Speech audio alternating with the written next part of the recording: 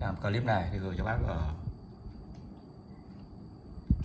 Ninh Bình, nhờ tôi sửa chữa con t560 Panasonic. Bây giờ con này trở lại hoạt động hoàn hảo nhá. Clip trước tôi đã nói về bệnh tình nó rồi, bây giờ test ta nghe này.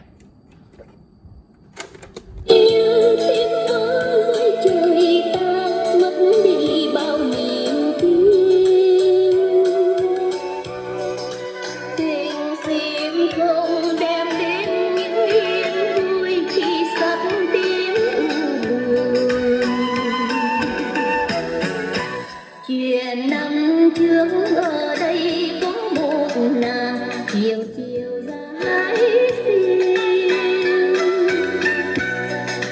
chàng đem bán vì yêu sim màu tím, tim quạnh hiu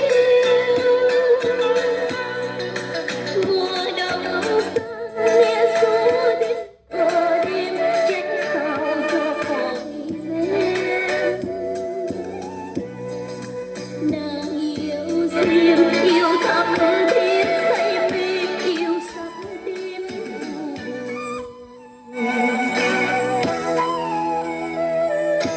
như trăng mây cho hồn hồn khói sương tràn lan đem nàng đi trong một chuyến mãi mãi cùng về. Sao Ok, cửa này đúng không ạ? người hay dễ quên chuyện người em gái hái sim trước trên sườn non, bây giờ còn đâu dáng Ok.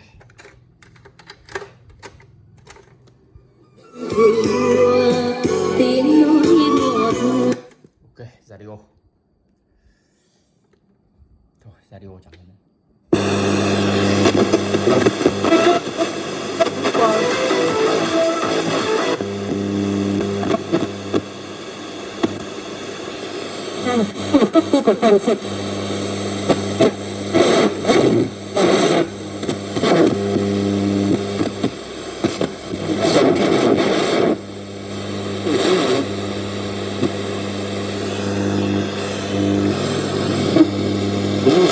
Của Bắc Cô là một phát sốt huyết là miễn dịch khỏe mạnh, khiến tăng tươi chiến thắng vị khách của người này, đồng thời cũng có thể giúp cho chúng ta ngăn ngừa tình trạng hậu Covid đang làm rất nhiều người bệnh liệt. Ok, hạt lai tất nhiên là rất tốt đúng không ạ?